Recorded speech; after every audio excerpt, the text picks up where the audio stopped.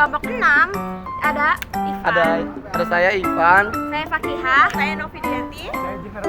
Saya Gistanama. Saya Akbar. Nah, hari ini tuh kita bakal pergi ke Museum Sumpah Sumpah Pemuda. Pemuda. Cek it out. Pantau terus ya. Halo guys, ini kita lagi di jalan ya. Museum. Pantau terus ya, jangan lupa. Jadi kita udah sampai di Museum Sumpah Pemuda Yang terletak di Kramat Jaya 106. Ayo kita tonton ada apa di dalam. Baik semua, perkenalkan nama saya Fakihah Nurrahma. Pada kesempatan kali ini saya mengunjungi Museum Sumpah Pemuda. Saya akan menjelaskan perkembangan dari Museum Sumpah Pemuda dari awal hingga kini menjadi sebuah museum. Pada tahun 1908, berdirinya Budi Utomo pada 20 Mei menjadi awal bagi berdirinya Indise Negeri 22 Desember 1909. Lalu lanjut pada 1912 itu adalah berdirinya Indisice Partij. Lalu 1915 berdirinya Trikoro Darmo pada 7 Maret 1615. Lalu berdirinya Jongsot Matren Bon pada 9 Desember 1917. Lalu Trikoro Darmo menjadi Jong Java pada 12 Juni 1918. Lalu pada 1925 ada Indonesice Vereniging diubah menjadi Perhimpunan Indonesia pada 11 Januari tahun 1925. Lanjut lagi pada 1926 adanya Kongres Pemuda pertama di tanggal 20 April hingga 2 Mei 1926. Lalu pada 1927 Jong Indonesia berdiri pada 20 Februari. Lalu berdirinya Pemuda Klan Betawi pada awal 1927 dan pembentukan PPPKI pada 17 Desember 1927. Lanjut pada 1930 dibentuknya Komisi Persiapan Badan Persatuan Kepemudaan setelah Indonesia Muda terbentuk. Lalu didirikan Kependauan Bangsa Indonesia atau KBI.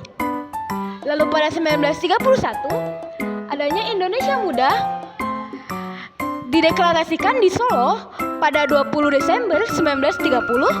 Lalu pada 1944 lagu Indonesia Raya diubah untuk kepentingan propaganda Jepang. Lalu 1945 proklamasi kemerdekaan Indonesia dan lagu Indonesia Raya mengiringi pengibaran bendera merah putih. Pada sidang BPUPKI, Muhammad Yamin membahas mengenai wilayah tanah air Indonesia dan bahasa sebagai implementasi Sumpah Pemuda. Sragen adalah suatu lokasi yang saat ini menjadi wilayah Kota Raja Jakarta Pusat. Pada abad ke-18, Gubernur Jenderal VOC menjadikan Weltevreden sebagai pusat pemerintahan. Jong Islami Tian Bon. Jong Islami Tian Bon didirikan di Yogyakarta pada tanggal 1 Januari 1925. Berdirinya Jong Islami Tian Bon tidak dapat dilepaskan dari dukungan KH Ahmad Dahlan. Tujuannya organisasi ini adalah untuk memajukan pengetahuan tentang Islam, membangun hidup secara Islam, dan menciptakan persatuan dalam Islam. Pemuda kaum Betawi ini berdiri pada tahun 1927. Sebelumnya, pelajar dari Betawi itu bergabung ke dalam Jong Java ataupun Sekaroken. Para pelajar dari Betawi merasa perlu wadah baru tempat Betawi menjadi identitas utama organisasi M. Tabrani. Terpilih sebagai ketua pertama. Pada Kongres Pemuda kedua, pemuda kaum Betawi mengutus M. Rojani Swet sebagai panitia umum. Awalnya Jong Bataspon tergabung dalam Jong Swetermenbon, namun karena terdapat perbedaan budaya, pada tahun 1926 Jong Bataspon memisahkan diri. Jong Bataspon memiliki tujuan untuk menjadi wadah yang mampu menggerakkan persatuan di kalangan mahasiswa Batak. Para pemuda dari Jong Minasa, Serikat Minasa, Jong Ambon, dan Serikat Ambon juga berupa menunjukkan identitas kedaerahan masing-masing. Kendati demikian, perkumpulan-perkumpulan pemuda ini mempunyai semangat untuk memperjuangkan dan memajukan nasib rakyat di daerahnya. Di sini ada Jong Jelebes. Jong Jelebes merupakan tujuan dari menyatukan para pelajar yang berasal dari Sulawesi. Organisasi ini didirikan antara 1918 sampai 1919. Di sini ada Jong Ambon. Jong Ambon berdiri pada 1917. Jeremes Kayode menjadi kedua pertama Jong Ambon. Tujuan utama organisasi adalah penghimpunan rasa persatuan para pelajar dari Ambon. Jong Java atau Trikoro Darmo didirikan oleh Satriman, Wiryo Sanjojo, Kardaman, dan Surdono pada 7 Maret 1915. Tujuan utama Jong Java adalah mempersatukan para pemuda atau pelajar Jawa termasuk Madura, Bali, dan Lombok, lalu mengembangkan minat terhadap kesenian Jawa dan bahasa Jawa, serta memajukan pengetahuan umum bagi para anggotanya. Jong Sumatera nan Bon didirikan pada 9 Desember 1917 di Batavia. Sesuai dengan namanya, organisasi ini bertujuan untuk mempersatukan pelajar dari Sumatera, menanamkan rasa cinta terhadap kebudayaan Sumatera, dan menumbuhkan kesadaran bahwa mereka akan menjadi pemimpin di masa depan. Manifesto dibuat dalam Indonesia Merdeka edisi Februari 1925. Manifesto disampaikan bersamaan dengan pengumuman pengurusan PI 1925.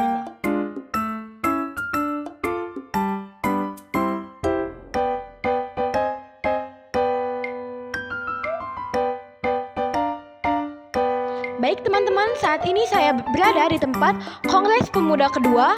Ini adalah saksi bisu tempat terjadinya Kongres Pemuda kedua. Bisa kita lihat di sini ada 7 tokoh, yaitu Regiman Sued, lalu Muhammad Yamin, lalu Sugondo Jojo Puspito, lalu Joko Marsaid, Aris Sarifudin, dan Kati Sungkana. Mereka ini dan ada satu lagi, yaitu W.R. Supratman, yang kita tahu dia adalah pencipta lagu Indonesia Raya. Ini saya akan menjelaskan Gedung Indonesia Klub Gembong 28 Oktober 1928, Jalan Keramat Raya nomor 106. Ruangan ini menjadi saksi bisu lahirnya sebuah konsep kebangsaan dalam pikiran Sumpah Pemuda yang dirumuskan oleh pemuda dan pemudi Indonesia pada malam penutupan Kongres Pemuda II.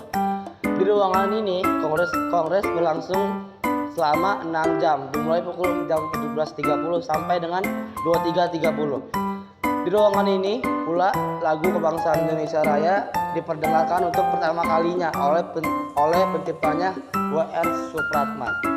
Tadi sedang mendengarkan lagu Indonesia Raya versi keroncong. Lagu Indonesia Raya dibuat oleh W.R. Supratman. W.R. Supratman lahir di Jatinegara pada tanggal 9 Maret 1903. Ia adalah jurnalis penggerak nasional yang bekerja di surat kabar Kaum Kita, Kaum Muda, dan Sinpo. W.R. Supratman juga merupakan seorang komponis yang menciptakan lagu kebangsaan Indonesia Raya. Di sini ada biola yang digunakan oleh W.R. Supratman. Dan di sini juga ada penghargaan dari presiden. Dan di sini ada lirik atau komponen lagunya dari lagu Indonesia Raya.